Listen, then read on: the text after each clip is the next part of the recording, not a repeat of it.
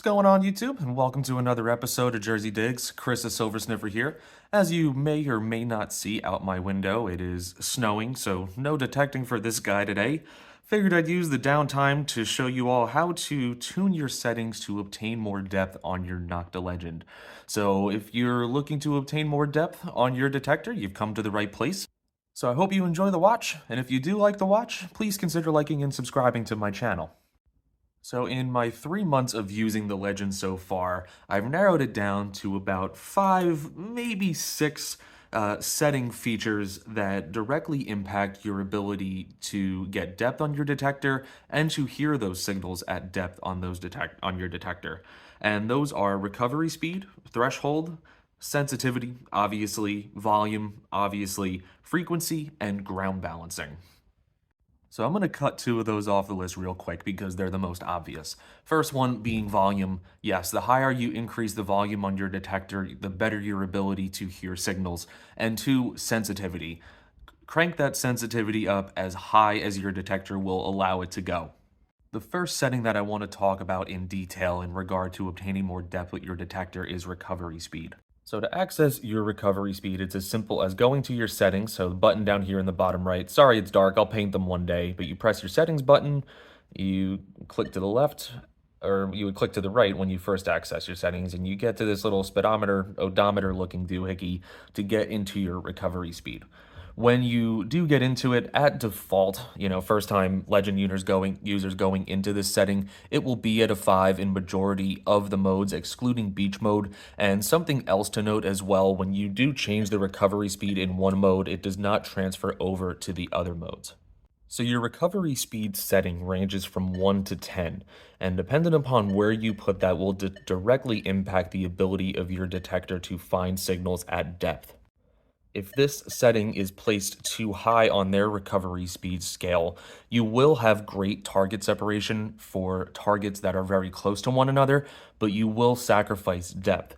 And the exact opposite side of the spectrum, the lower this goes, the lesser your ability of your detector to separate targets in close proximity, but your depth increases. I personally find myself playing with this setting, not in a trashy park. I don't think it's ideal to have your recovery speed so low in a trashy park. There's simply just too many signals. But something like an open field where signals are few and far between, a lower recovery speed will definitely affect your ability to get more depth on your detector. I personally keep mine right about this range, a 3, maybe sometimes a 2. All depends on what the ground's doing, really. Something to note for me, and I don't know if this is true or not, but when your recovery speed setting is set this low, I would recommend swinging a little slower so your detector has a better ability to find that target at depth. So something else to note on recovery speed, and it's not necessarily related to increasing your depth on your detector, but a useful little tidbit is that if you encounter high levels of ground noise, say you're on the beach or underwater or something, or a highly mineralized area, try increasing the recovery speed. It could help with that chatter. So the next setting I want to talk about here is frequency. And if you're looking to learn more on frequency, check out my other video I posted explaining it in full detail. But to play with your frequency, you simply go to your, oh, don't press that button. You go to your main screen here and your frequencies are here. If you are looking to play around with your frequencies, you have your frequency button here and you can sift through them. And dependent upon the targets you're looking for, how deep those targets may be, playing with this frequency could increase the depth of your detector. In the manual, they specifically talk about the 4 kilohertz ability to detect larger coins at depth. So playing with that can certainly prove useful in obtaining a little more depth. So the next setting I want to talk about here is the threshold setting. To access your threshold, you're going to press your settings button here at the bottom right of your detector. To access your settings bar, you're going to use your arrows to click over to your tone settings, press up to get into it, and I'm already on it, but it would have started you over here, and you simply just click over till you're on your threshold. The range of the threshold is from 0 to 30, and the higher you increase it, you'll notice that a hum becomes present. It does start at 0 by default when you do purchase your detector. And let me turn this back down real quick. It is at 0 in park, field, and beach mode. In gold field mode, it is set at a 12. but the threshold level directly affects the ability of your detector to detect small or deeper targets. If this setting is set to low, say to a 0, weak signals on smaller and deeper targets can be missed. And on the opposite side of that, if the threshold is set too high, say to a 30, the device will be noisier and the threshold sound will be loud, possibly to the point where a target response cannot be distinguished from it. So I heard someone say that threshold was very similar to that of a hearing aid, that where you tune your hearing aid, you may drown out all the people, say you're in a crowded room and you have hearing aids and you're playing with it, you can hear the people across the room or you can tune it to only hear the people that are in close proximity to you.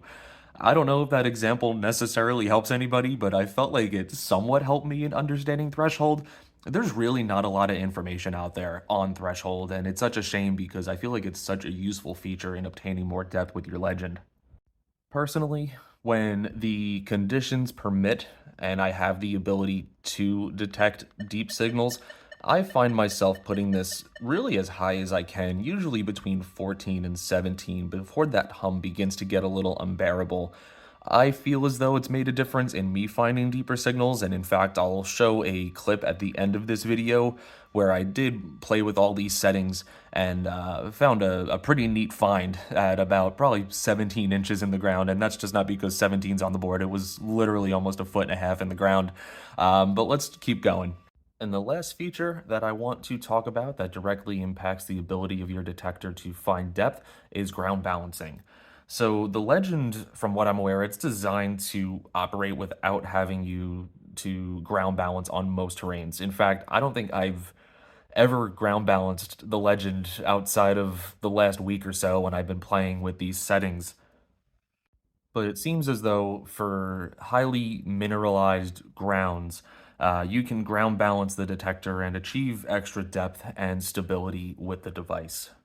So unfortunately, I won't be able to ground balance here because I'm currently not able to. I'm inside because it is snowing outside. But to do so, you have your ground balance button right here below my thumb. I'll show a little icon for it.